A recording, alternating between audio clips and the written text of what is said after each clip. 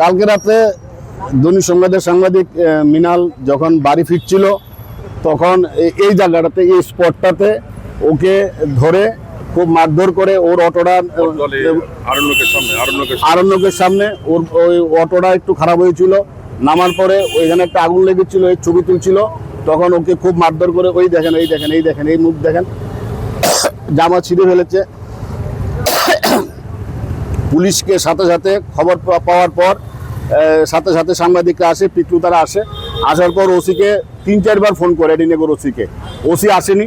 কারণ ওসি চিনে কারা মেরেছে, ওসির সাথে ওদের একটা আনহোলি যোগাযোগ আছে। কারণ এগুলো আমরা জানি, বহু খবর হয়েছে এই ওসির বিরুদ্ধে এবং ওসির প্রশ্রয়ে ওসির মদতে এখানে কিছু সমাজদ্রোহী থাকে। রাত্রেবেলা কিছু মদ খেয়ে সমাজদ্রোহী থাকে, 50-55 বছর বয়স, বুড়া কতটির দাম, এগুলো এসে ওকে মেরেছে। আমরা ওসিকে আজকে একজন টাইম দিয়েছি, আমি এসডিপি সদস্যের সাথে কথা বলেছি, আজকের মধ্যে যদি অ্যারেস্ট না করে কালকে আমরা যা করার আমরা করব।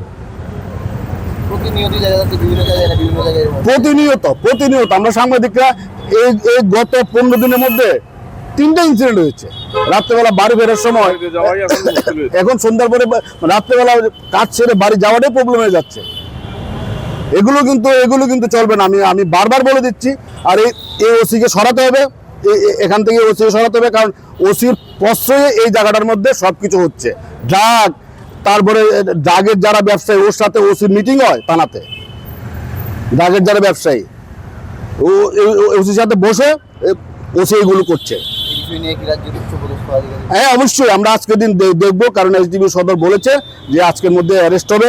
যদি অ্যারেস্ট না হয় কালকে আমরা এই নিয়ে আমরা উচ্চপদস্থ আধিকারিকের কাছে যাবো।